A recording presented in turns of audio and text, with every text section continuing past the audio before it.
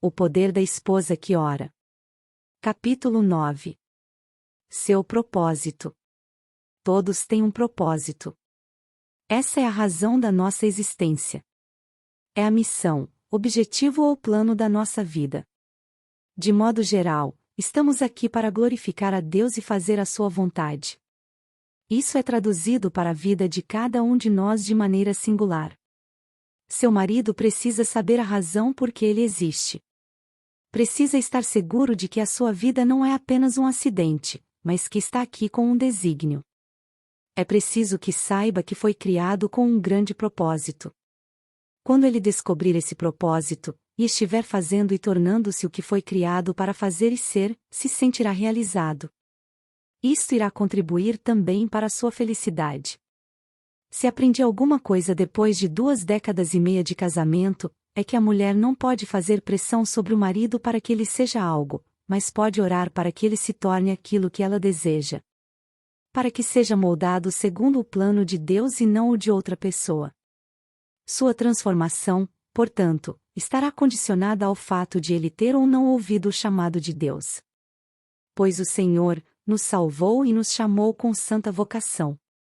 Não segundo as nossas obras, mas conforme a sua própria determinação e graça que nos foi dada em Cristo Jesus, antes dos tempos eternos, 2 Timóteo 1 verso 9. Seu marido é predestinado segundo o propósito daquele que faz todas as coisas, conforme o conselho da sua vontade, Efésios capítulo 1 versículo 11. Mas você terá de orar para que ele ouça o chamado de Deus, de modo que quem ele é, e o que faz fique dentro do propósito do Senhor para a sua vida. É sempre possível observar quando o indivíduo não está andando segundo o propósito para o qual Deus o criou. Você sente a inquietação dele. Sente que algo não está certo, mesmo que não possa perceber o que há de errado. Quando ficamos perto de um homem que está cumprindo seu chamado, e fazendo o que ele foi criado para fazer, sentimos a sua orientação interior, sua confiança e profunda segurança. Como você se sente relativamente à atitude que seu marido tem adotado perante a própria vida? Sente falta de paz porque ele está num caminho que não traz realização, que o deprime ou não o leva a lugar algum? Se for assim, então ore. Senhor, tire meu marido deste lugar, revele a ele o que o chamou para ser, e abra as portas para o que ele deve fazer. Orar desse modo não significa que seu marido será arrancado do que está fazendo, e atirado em outra coisa qualquer. Pode acontecer desse modo.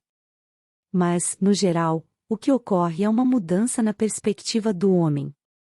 Tenho um amigo chamado Davi, que trabalhou durante anos numa fábrica, construindo aviões.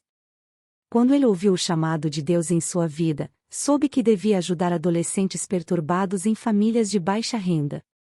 Soube também que não devia deixar o emprego para isso. Depois de alguma reflexão, ele viu que o seu trabalho lhe dava o suficiente para sustentar a família, e também o número exato de horas de que precisava para cumprir a sua missão. Ele organizou a distribuição de alimentos para famílias necessitadas, concertos musicais gratuitos para jovens carentes, evangelização para os não salvos, e palestras de reconciliação entre gangues rivais. Ele tem feito mais para promover a restauração em sua cidade perturbada por conflitos do que qualquer outro homem poderia fazer. Não se trata de modo algum de um trabalho fácil, mas faz com que se sinta realizado. Ele tem um sentido de propósito que é percebido por quem quer que esteja em sua companhia. Davi não é um homem grande fisicamente, mas é um gigante espiritual e você se dá conta disso quando está perto dele. Sua esposa, Priscila, ouve também o chamado de Deus na vida dele e apoia o marido ao máximo. O que quer que Deus tenha chamado seu marido para fazer, ele também chamou você para apoiá-lo e participar do seu plano, mesmo que seja só orando, encorajando e ajudando de todas as maneiras possíveis. Para algumas mulheres, isso significa criar um bom ambiente familiar, educar os filhos, estar sempre à disposição dele quando necessário e oferecer apoio em oração. Outras mulheres podem tomar parte ativa, tornando-se sócias ou auxiliares. Nos 2 casos, Deus não pede que você negue a sua personalidade para isso. O Senhor tem igualmente um chamado para você, o qual, porém, irá se ajustar ao chamado de seu marido e não opor-se a ele. Deus não promove confusão, conflito ou situações incontroláveis. Ele é o Deus das oportunidades perfeitas. Há tempo para tudo, a Bíblia diz. As oportunidades para cumprir o que Deus chamou cada um de vocês para fazer, serão perfeitas, se forem submetidas a Ele. Se o seu marido já estiver dentro do propósito para o qual o Senhor o chamou, você pode contar que o inimigo da sua alma irá lançar dúvidas, especialmente se ele ainda não viu nada que se aproxime do que foi idealizado ou não tenha alcançado o sucesso que previra. As suas orações podem ajudar a afastar o desânimo e impedir que seu marido seja dominado por ele. Suas orações podem ajudar seu marido a ouvir e a depender da revelação de Deus. Suas orações podem fazer com que ele viva a sua vida com propósito. Oração. Senhor, oro para que, fale o nome do seu marido, ouça claramente o seu chamado para a sua vida. Ajude-o a compreender quem ele é, em Cristo, e dê-lhe a certeza de que foi criado para um propósito elevado. Que os olhos do seu coração sejam iluminados, para que saiba qual é a esperança do seu chamamento. Efésios 1 versículo 18. Ó Deus, quando o Senhor nos chama, também nos capacita.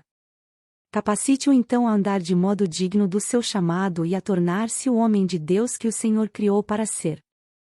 Continue a lembrá-lo do seu chamado e não permita que ele se desvie devido a coisas não essenciais para o seu propósito. Afaste o desânimo, para que este não o derrote. Eleve seus olhos acima das circunstâncias do momento, a fim de que veja o propósito para o qual foi criado. Dê-lhe paciência para esperar a sua oportunidade perfeita. Oro para que os desejos do coração dele não entrem em conflito com os desejos do Senhor. Que meu marido possa buscá-lo para que o Senhor o guie e ouvir quando o Senhor falar à sua alma. Instrumentos de poder.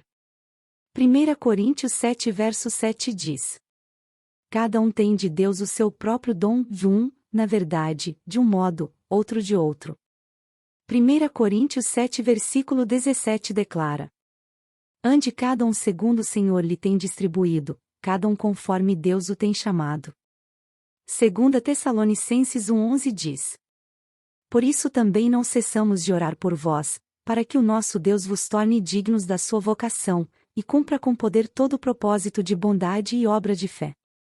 Efésios capítulo 1 versículos 17 ao 19 declara: O Deus de nosso Senhor Jesus Cristo, o Pai da Glória, vos conceda espírito de sabedoria e de revelação no pleno conhecimento dele, iluminados os olhos do vosso coração, para saberdes qual é a esperança do seu chamamento, qual a riqueza da glória da sua herança nos santos e qual a suprema grandeza do seu poder para com os que cremos, segundo a eficácia da força do seu poder.